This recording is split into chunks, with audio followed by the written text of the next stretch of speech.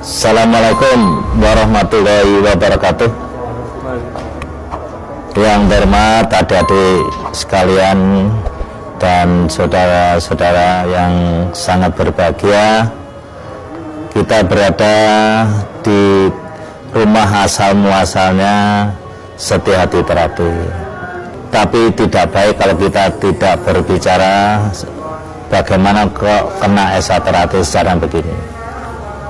Esa Terapi yang semula bernama Setia Hati Pendak Sporokot, yang kemudian berubah nama menjadi Setia Hati Pemuda Sporokot. Ini didirikan oleh beliau Bapak Arjo Utomo pada tahun 1922 dan berkembang 1924 dan sampai sekarang. Siapa Arjo Utomo? Arjo Utomo adalah seorang patriotik, seorang perintis, dinamakan oleh pemerintah sebagai seorang perintis kemerdekaan, karena hidupnya beliau di zaman penjajahan, dan beliau ini sangat kuat, sangat katakan getol sekali dalam melawan penjajah Belanda. Sampai-sampai beliau bekerja itu selalu keluar karena keaktifannya melawan penjajah, sehingga beliau ini sering keluar masuk penjara. Mau di penjara selama akan dibuang ke Diko tidak jadi, karena sudah menjalani di penjara itu sudah ada 3 tahun. Mulai tahun 25 terus beliau itu keluar masuk penjara, sehingga latihan-latihan Esa Terapi seringkali diteruskan oleh anak didiknya yang dikatakan pada saat itu ada teman-teman sahabat-sahabatnya. Itu kejadian itu. Nah, beliau ini setahun 38 sudah menderita sakit,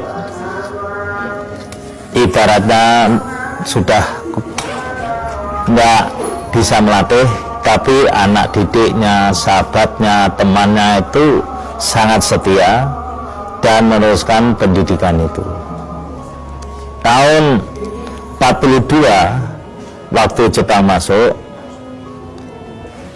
maka Esa Terapi disepakati di dalam katakan itu musyawarah bersama-sama kadang-kadang Esa Terapi kala itu, atas usul yang namanya Suratno Surangpati, tokoh Indonesia Muda, mengusulkan SAPSC, Esa Pemuda Sporokot, dirubah namanya menjadi Setia Hati Terapi. Esa Terapi itu mulai tahun 53 setelah tidak perguruan lagi menjadi organisasi persaudaraan. Jadi Esa Terapi itu bertumbuh pada paseduluran. Ini terbukti waktu saya kecil di Surabaya ada Esa Terapi dipimpin oleh Pak Darsono Arjindro. Kemudian di Mojokerto ada Esa Terapi dipimpin Pak Wedono. Di Madiun ada Esa Terapi dipimpin Pak Arjo Utomo, Pak Tomo Mangkujoyo. Nah, kemudian di Solo ada Esa Terapi dipimpin Pak Murtaji. Ada di Jogja yang dipimpin oleh Pak Sayo.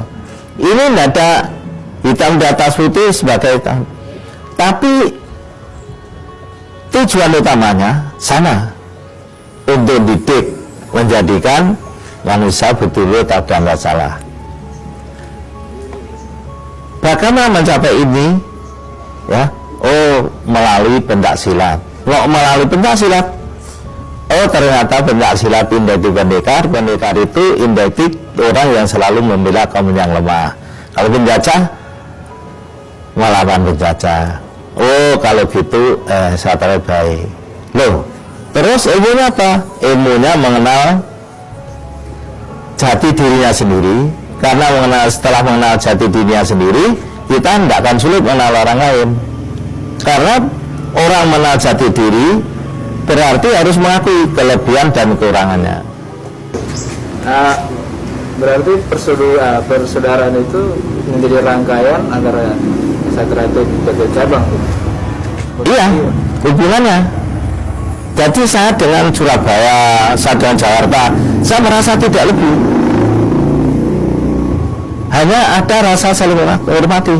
Kelebihan bagaimana? Belum tentu. Yang Jakarta itu lebih rendah. Nah, itu peguruan. Kita bukan peguruan. Kita senang. Saudara Jakarta, saudara di Bandung, lebih hebat senang. Bedanya situ. Hubungannya yang benar persaudaraan. Lalu tenggang rasa.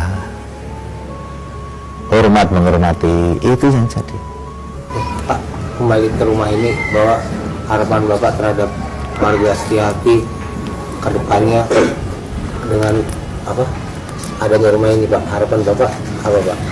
Harapan saya pada saudara saya, tahu cikal bakalnya hanya seperti ini, maka rumah ini yang saja mau saya jadikan museumnya Satrate, sehingga saudara kami bisa mengaca. Lu kok bisa daging ini, berarti ada perjuangan yang gigih bisa indah.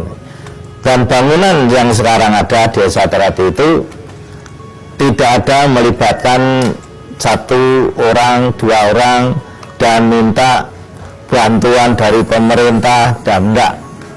Itu murni dibiayai Satrate, tapi bukan murni dibiayai oleh oknum Satrate. Enggak. Kok bisa? Nyatanya bisa. Ya alhamdulillah dulur-dulur Satrate bisa menyadari, memahami. Yang saya inginkan kerukunan, kebersamaan lillahi ta'ala kalau bantu. Itu yang ada. Itu bagi saya nasihat almarhum Sinam sepiro gedening sangsara yen tinampa amung dadi coba. Semua keungsaran pasti ada cobaan-cobaan. Nah, dengan cikal bakal di rumah beliau ini kita merasa bangga, tapi saya juga prihatin. Ternyata tempatnya ini harus berbagi. Saya tadi merintahkan Pak Ada Pariwur, tidak usah nunggu lama-lama, mulai besok tolong diperbagi, sehingga kalau ada tamu itu rasanya itu kita tidak malu barang gitu. Nah, itulah sekelumit sejarah Satrate.